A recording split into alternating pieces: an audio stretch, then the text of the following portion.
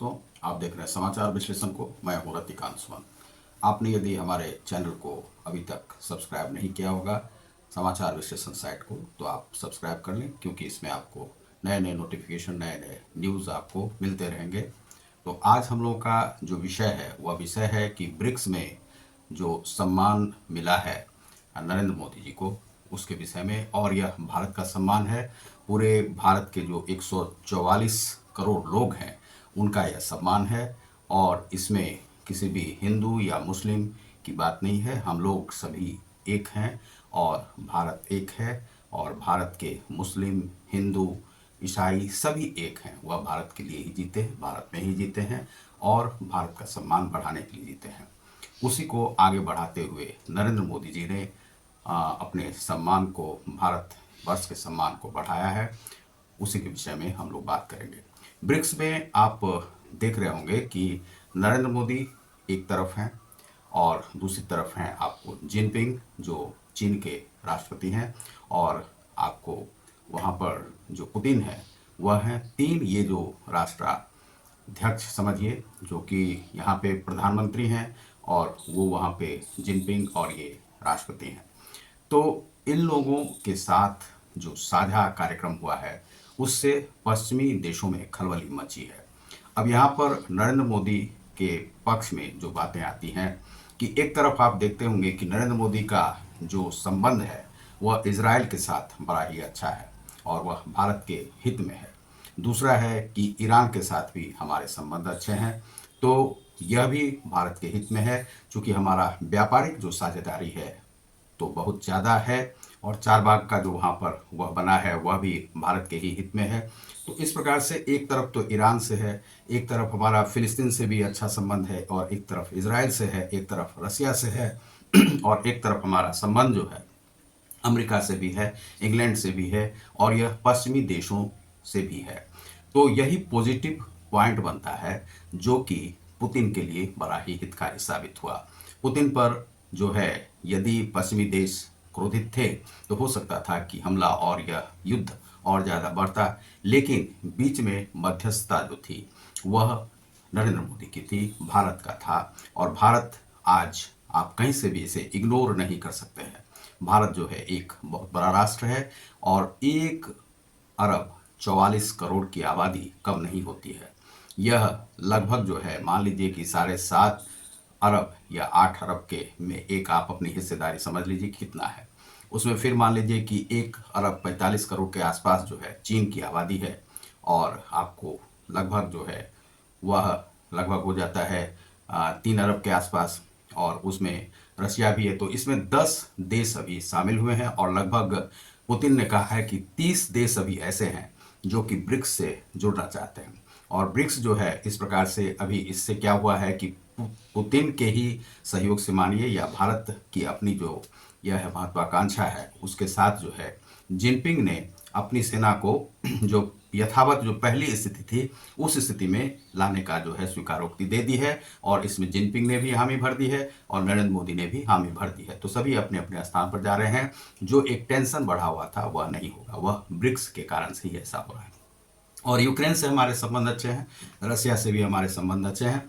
तो यूक्रेन और रसिया में भी भारत जो है एक इस प्रकार से दोनों का शांति समझौता कराने के लिए आगे आ सकते हैं। और पिछले जो महीने में है वह गए हुए थे कहाँ, तो यूक्रेन। तो अब इससे जो है काफ़ी कुछ यह हो रहा है। अब मान लीजिए कि इजराइल जो परमाणु ठिकानों पर हमला कर सकता था वह ईरान पर, तो अभी वह रुका हुआ है और बाइडेन ने भी उसे रोक रखा है। लेकिन वह आज न कल युद्ध होगा। अब इसमें भी जो है मध्यस्थता जो है भारत को करनी पड़ेगी। अब दूसरी ओर हम चलते हैं कि भारत जो अभी है पांचवा जो है आर्थिक जो रूप से वह बलिष्ठ देश में आता है, और अब जो है यह तीसरे स्थान पर भी पहुंच सकता है, क्योंकि भारत जो है आईएमएफ ने एक रिपोर्ट सौंपी है जिसमें कि कहा गया है कि लगभग 2025 में हमारी जो ग्रोथ रेट रहेगी और वह रहेगी लगभग आपको 7% के आसपास। यह बहुत ही खुशी की बात है। 2026 में जो है हमारा ग्रोथ रेट रह सकता है 6.5% के आसपास। तो यह हमारा जो आर्थिक वृद्धि दर है वह इस प्रकार से रहेगी। लेकिन उसी में चीन जो है अब निचले पायदान पे जा रहा है, वह लगभग 4.5% के आसपास। अमेरिका जो है 2% के आसपास, और 3% से कुछ ज़्यादा है रसिया की। तो हमारा जो ग्रोथ रेट है वह काफ़ी ज़्यादा है, इसीलिए हम बहुत जल्दी ही आगे बढ़ने वाले हैं और हो सकता है कि हम तीसरी अर्थव्यवस्था में बहुत जल्दी अगले वर्ष तक हम शामिल हो सकते हैं, या अगले वर्ष नहीं हो पाए तो लगभग जो है 2026 तक जरूर ही होने की संभावना है। तो इस प्रकार से हमारा ग्रोथ रेट बढ़ रहा है, इसीलिए कद जो है भारत का बढ़ रहा है और प्रधानमंत्री ने इसमें काफ़ी कुछ आगे भारत को बढ़ाने का प्रयास किया है। यह होता है कि जैसे मान लीजिए कि जो लीडरशिप की जो क्वालिटी होती है और लीडरशिप जिस प्रकार से वह बढ़ाने का किसी देश को आगे, उसकी जो नीति होती है उसी से कोई देश आगे बढ़ता है। तो यह नीति जो है वह बीजेपी की नीति थी, और इसे आप प्रो बीजेपी आप कह सकते हैं, लेकिन प्रो बीजेपी की तरह से हम नहीं बोल रहे हैं। बोल रहे हैं कि भारत जैसे बढ़ा है वह जो है नरेंद्र मोदी के कारण से ही बढ़ा है, और बीजेपी ने इसमें मिलकर एक साझेदारी के साथ एक काम किया है, और ग्रुप का जो है टीम वर्क के साथ जो इसके मंत्री हैं वह उन्होंने कार्य किया है। इसीलिए आज जो है भारत इस स्थान पे पहुंचने जा रहा है।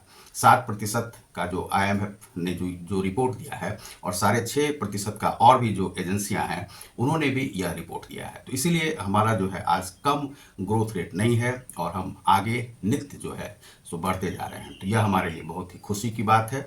आर्थिक रूप से हमारे पास विदेशी जो करेंसी है वह भी बढ़ते जा रही है। वह जो है लीडरशिप की क्वालिटी के कारण से ऐसा हुआ है, और नरेंद्र मोदी की जो है मिलनसार की जो नीति है, किसी देश के प्रति जो दुर्भाव का भाव नहीं है उनका। इसराइल के साथ हमारे जैसे रिलेशन है उसी प्रकार से ईरान से भी है, लेकिन यहाँ पर जो है युद्ध जो है अभी विश्व में चल रहा है, और बांग्लादेश की जो स्थिति है बहुत ही खराब है, और उसी प्रकार से भारत में जो है कुछ लोग सर उठाने का इस प्रकार से प्रयास कर रहे हैं, उसे भी दबाने की आवश्यकता है। यह जो है इससे हमारे ग्रोथ रेट में थोड़ी सी गिरावट आ सकती है। बांग्लादेश जो है इस प्रकार से कर रहा है तो वहाँ पर हिंदुओं पर जो है जुल्म हो रहा है, और इससे जो है ग्रोथ रेट में कुछ कमी आएगी, क्योंकि बांग्लादेश जो है धीरे धीरे निचले पायदान पे जाते जा रहा है। तो पड़ोसी का भी सही रहना जरूरी है, नहीं तो हमारे आर्थिक स्थिति पर भी उसका असर पड़ता है। दूसरा है कि शांति की व्यवस्था जो है भारत में वह कायम रहनी चाहिए, और मुसलमानों को इस प्रकार से चाहिए कि भारत में सहयोग करें तो वह उनकी भी स्थिति सुधरेगी। चूंकि ऐसा हुआ है कि एक लीडरशिप क्वालिटी के कारण से मुसलमानों की स्थिति में कहीं भी गिरावट नहीं आई है। मुसलमानों की स्थिति लगातार अच्छी होती जा रही है। शिक्षा में, स्वास्थ्य में सबसे ज़्यादा जो है फायदे उन्हें दिए गए हैं, और आर्थिक रूप से उनमें संपन्नता जो है बढ़ती जा रही है। पहले बहुत वर्षों से वे निचले पायदान पे थे, लेकिन अब वे ऊंचे उठते जा रहे हैं। इसीलिए उन्हें चाहिए कि भारत के मुसलमान विश्व से अपने को अलग थलग देखें, और वह शांति के लिए कार्य करें, भारत के लिए कार्य करें। इससे भारत आपका आगे बढ़ेगा, आप भी आगे बढ़ेंगे। तो आप देख रहे हैं समाचार विश्लेषण को, जिसमें मैं हूं रतिकांत सुमन। बहुत बहुत धन्यवाद। नमस्कार।